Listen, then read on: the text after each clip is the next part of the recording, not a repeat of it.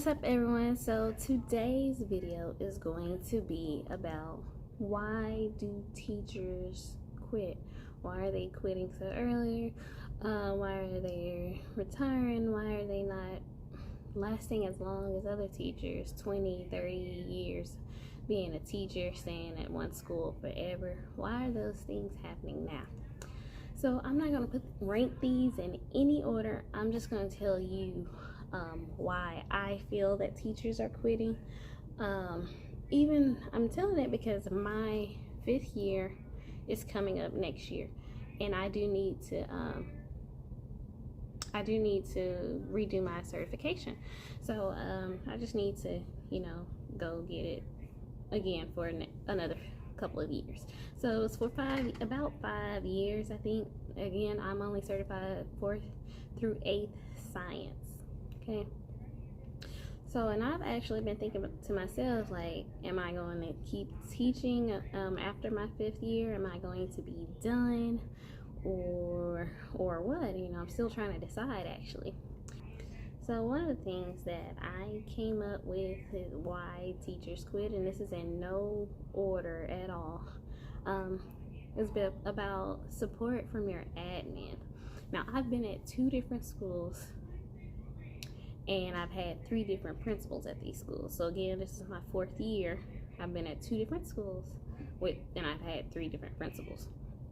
So I can kind of see how you have a really supportive principal, how you have a principal that don't support you, or if you have a principal who doesn't do well with the disciplinary. And that's going to be another thing that I talk about. But having that support of your principal makes a big difference.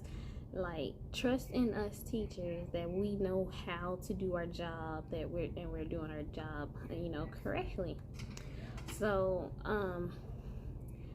I've had a principal to where they are watching you, micromanaging you, telling you didn't do this, you didn't do that. When you have a principal that's going to bring up all the things you didn't do, you're like, okay, so what did I do well? Is there anything you can tell me that I did well?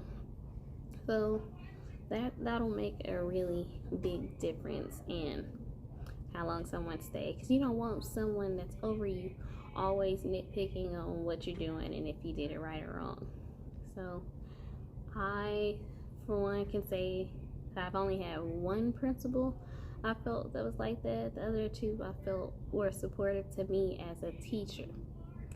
Now, this second reason I feel that people quit also ties into support from the principal and admins.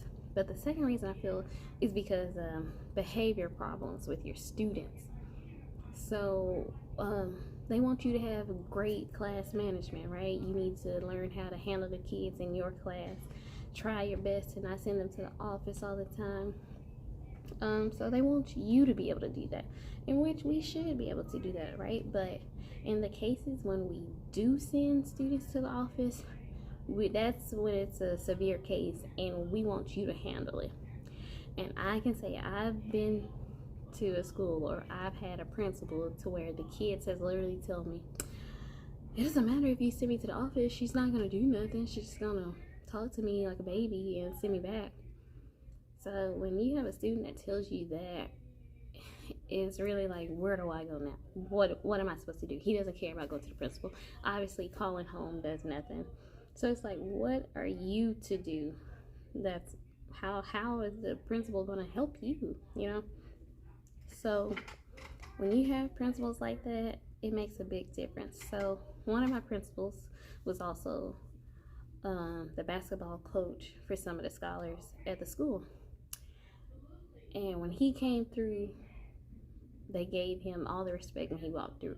We just say, okay, we're about to tell him, and those students would straighten up like that. Now, once that principal left, and those students left too because they were 5th grade, we had another principal come in. It was a lady this time, and she had the sweetest little voice. She was the smallest little thing. And I'm not saying that the students need to be afraid, but they should still have some sort of respect for when that principal's walking through the hall that they need to get right, you know.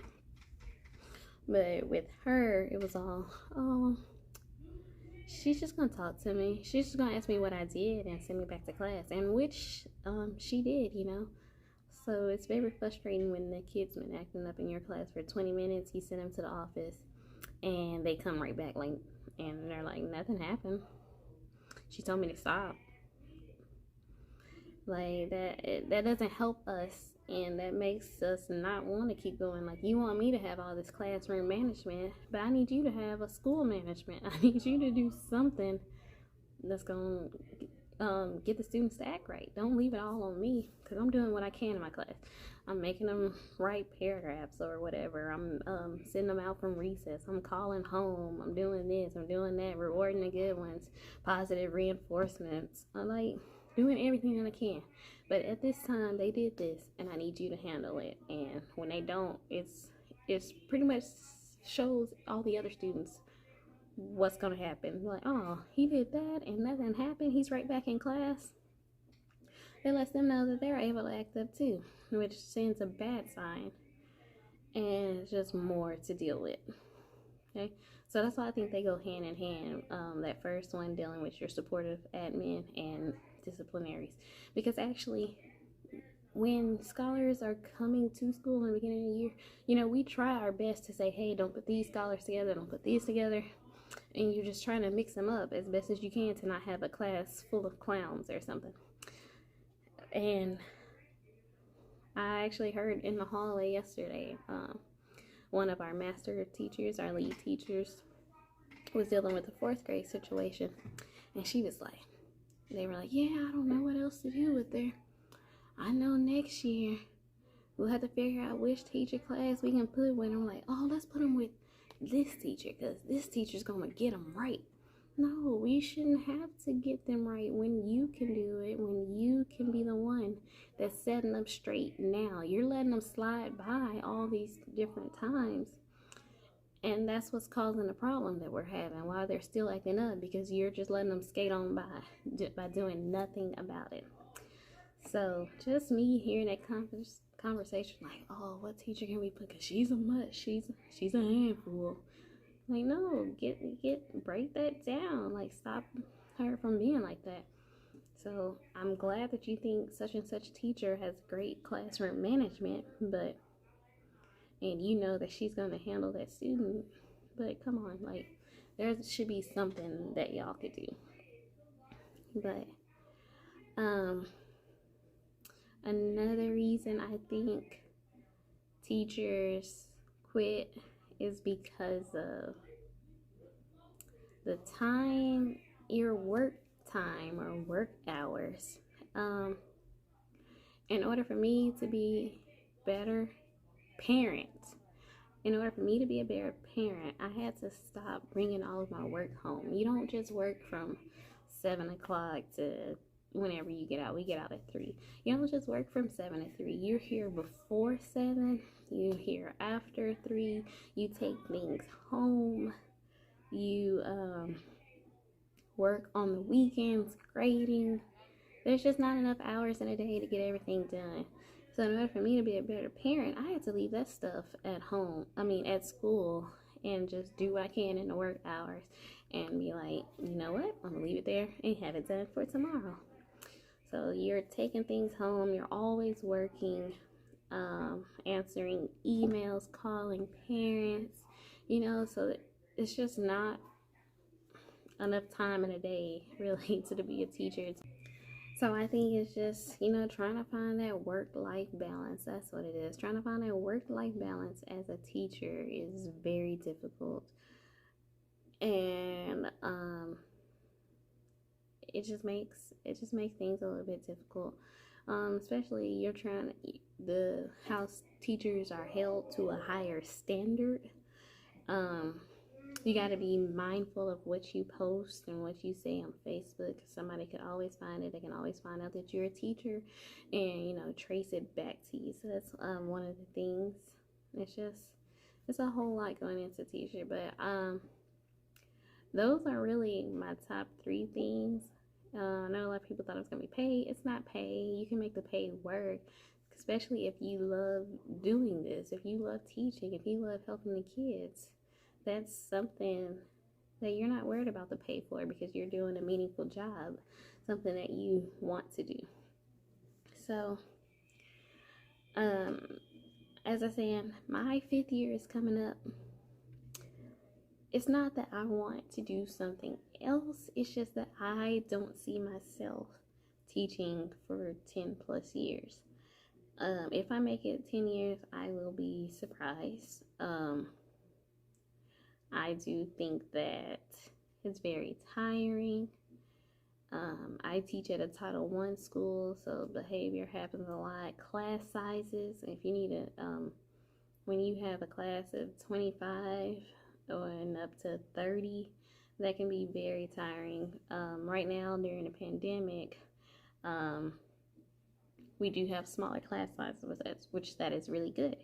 But we're also trying to get all the other students to come back to school as well. And I'm just going to go ahead and say the pandemic, that can be another thing as well. So the pandemic is causing a lot of people not want to teach. It's making a lot of teachers retire. So I really think that the reason that teachers quit, or some of them are exactly the same and some of them aren't. For me, I may not do it for another 5 years just because I want to do something else, see what else is out there. Or I will also want to just be a stay-at-home mom. So as people are trying to do, I'm trying to come up with that passive income to help me not have to teach forever. I do love my scholars and I will miss them, but I don't know. I don't see how they made it. It wears you down. It's tiring. Yes, I enjoy my breaks, my holidays, all of those things, but still, sometimes that's not even enough itself. But I hope you enjoyed this video. Please let me know some of the reasons that you know of why teachers quit. Let me know if you agree with these or did I miss something. And I'll be with y'all next time.